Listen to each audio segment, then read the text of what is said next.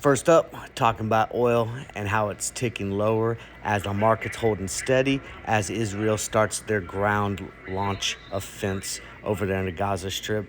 How the stock market is going to ride out the fear cycle in the S&P, and how we're going to do this week with another huge mega cap week of earnings.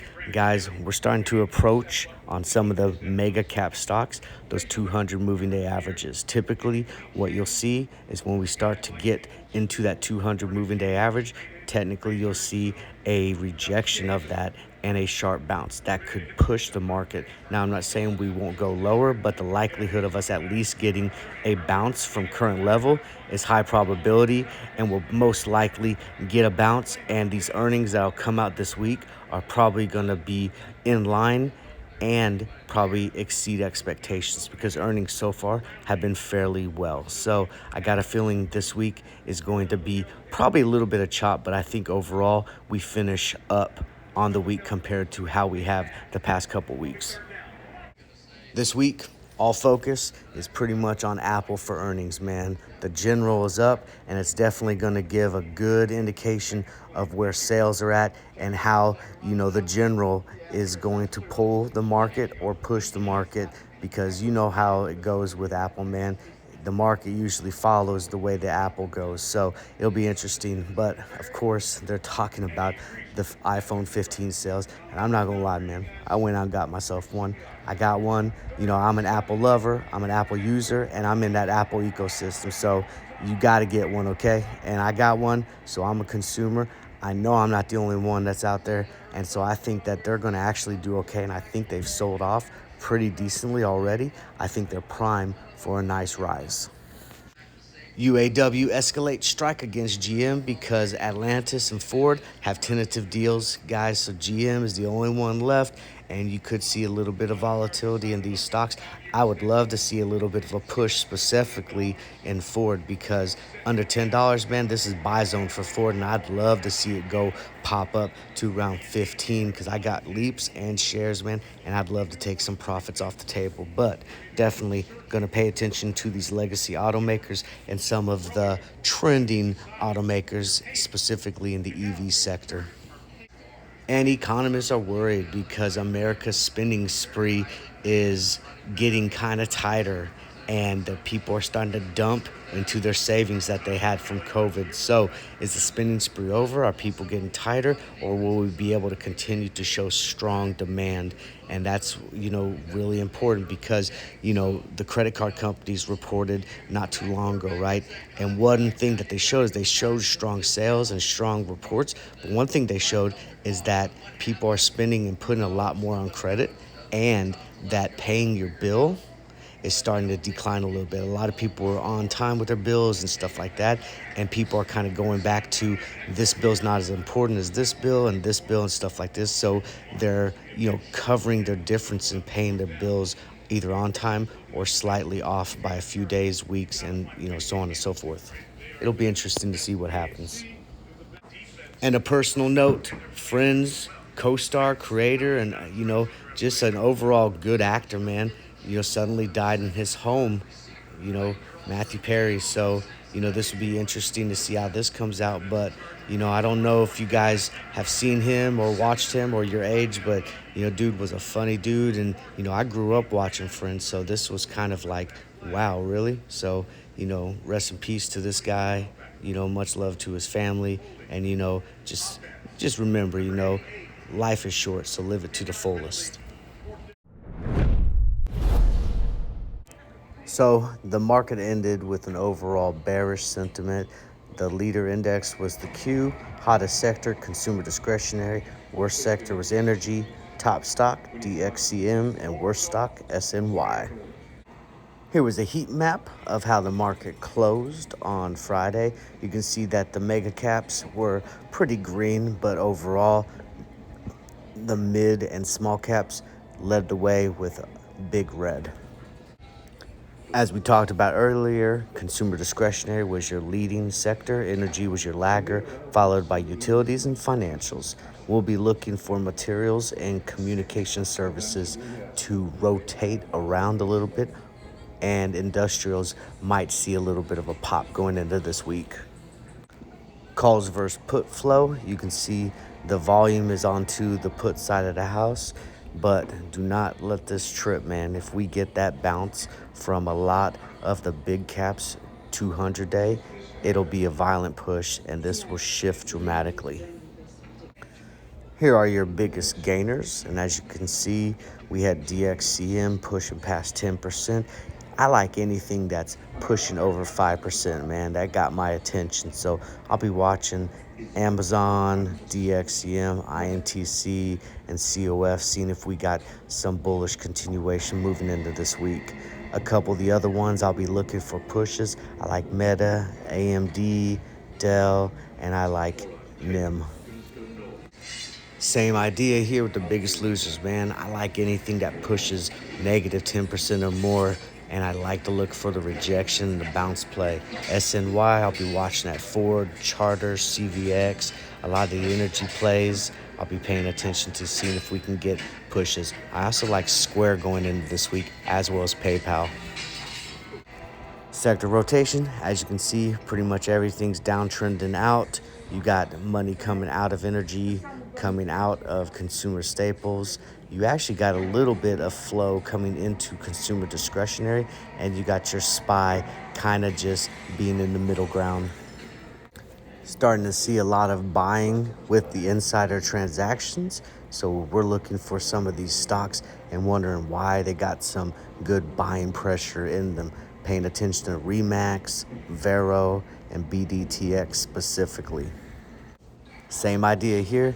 You're seeing a little bit of selling pressure in some of the stocks from insiders, and we want to know why. Sometimes in downtrending markets, people are just taking, profits off the table, getting a little bit of a payday before potentially a market dumps or something. So definitely paying attention to a little bit of fundamentals, looking for the edge, seeing if it's legit, why these guys are selling, or if it's just normal transactions. I keep the stocks simple, guys. 3 colors you need to focus on: purple, blue, red. Purple, that's our battle zone, okay? That's where we're at currently. Blue, that's our high target area. If we start to peak above the battle zone, we're looking for the movement to the blue area.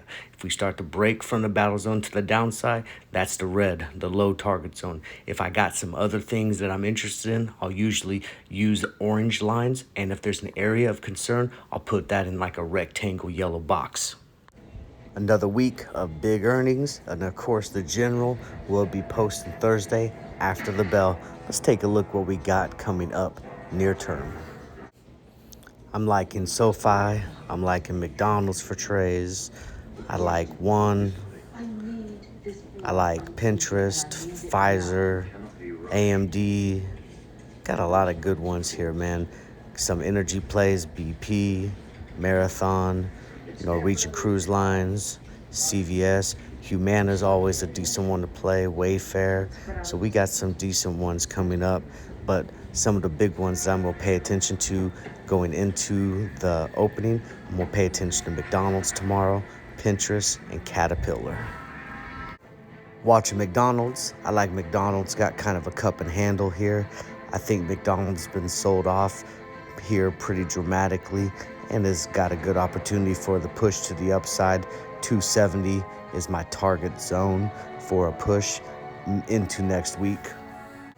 SoFi, at this level, I like this just for share accumulation. Down here underneath $8, this is buy zone. Go shares long is my particular strategy. Liking pins down here, has a nice pennant kind of forming.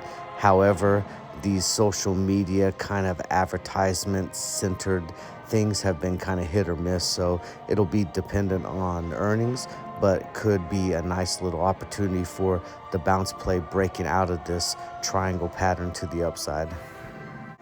Another one that I think people should be buying shares of for a long hold is RIG. This definitely has some downtrend that could potentially happen, but I do think we're about at the bottom of where we're going to probably get to, and I like this for potentially consolidation here and an eventual rise from the bottom. So share accumulation is my preferred strategy. Pfizer, always a good one to play during earnings. It usually doesn't move around too much on volume other than earnings unless there's a catalyst, but this one will be a good one to watch and probably make some decent moves. I think we probably will get a push to the upside. Cat is one I'm really watching. I think we're sold off pretty decently, and it's about time that we probably bounce from this particular area. I like Cat for a push to go attack the 250 area.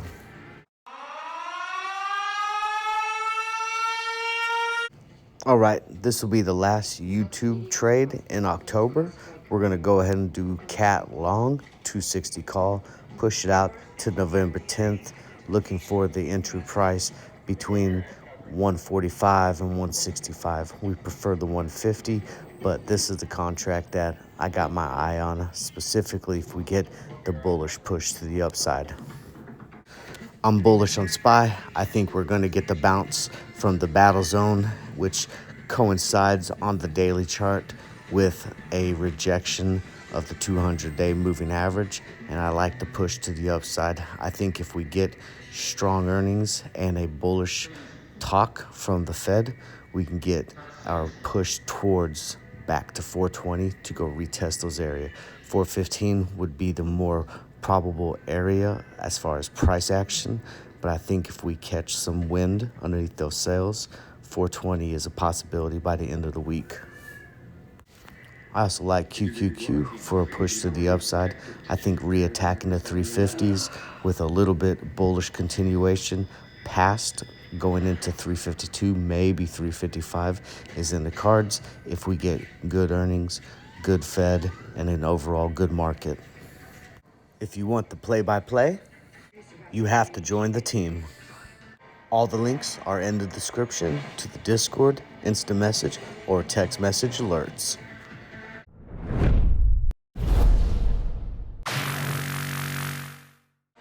Check out some of our hot products and services. Our next club is now open. All links are in the description. Check out the short promo.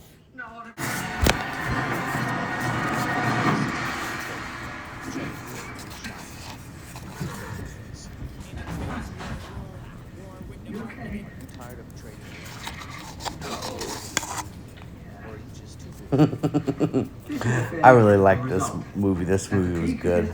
Dracula goes on a full tilt blood sucking fender.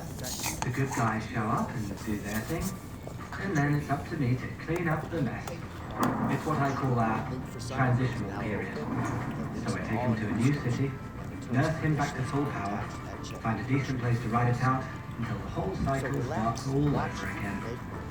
Excuse me, hi.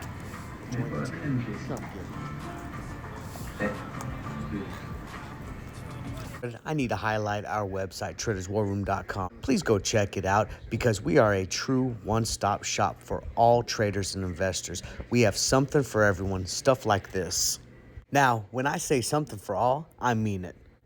Whether you're looking for upcoming classes to refine and develop various trading and investing skills, or you want those fire trade alerts and signals on our Discord, instant message, or text alert platforms to get that money. Maybe you want some one-on-one coaching or mentoring to really do a deep dive and define, refine, and develop individual trading and investing skills. Or you want to develop your trading and investing strategies and skills through online education that mimics college online education except for trading and investing. Whatever it is, Traders War Room has you covered. So come check TWR out. We think you're going to love what we're about.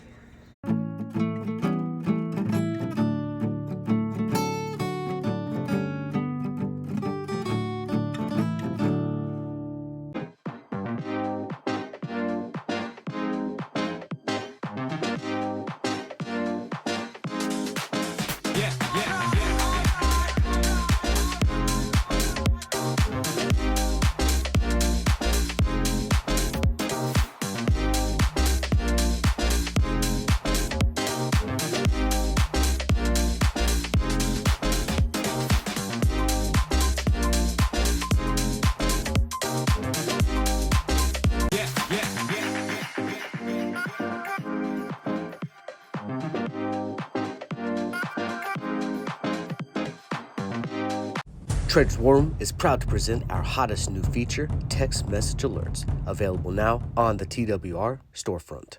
If you enjoy trading and investing, you're probably familiar with some of these popular applications. These are all fantastic, but they can become overwhelming and difficult to navigate throughout the day. Add in the stresses of work, life, school, family, and you become frustrated and overwhelmed, missing opportunities. Guys, that's so me. Yeah, that's me.